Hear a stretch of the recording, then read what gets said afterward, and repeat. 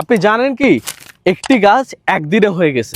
ভাবতে পারেন কামরূপ কামাখ্যার অলৌকিক শক্তিতে মাত্র এক রাতের মধ্যে আস্ত একটা গাছ দাঁড়িয়ে গেছে এই মাটিতে।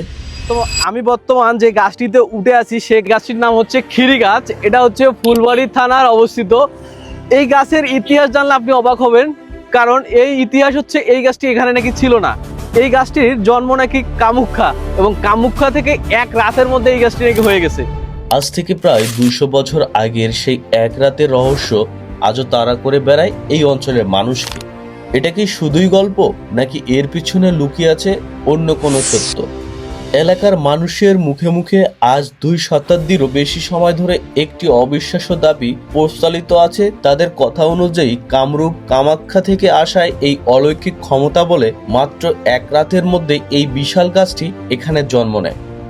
আজ আমরা সরাসরি শুনবো এখানকার মানুষের মুখের সেই রোমাঞ্চকর ইতিহাস।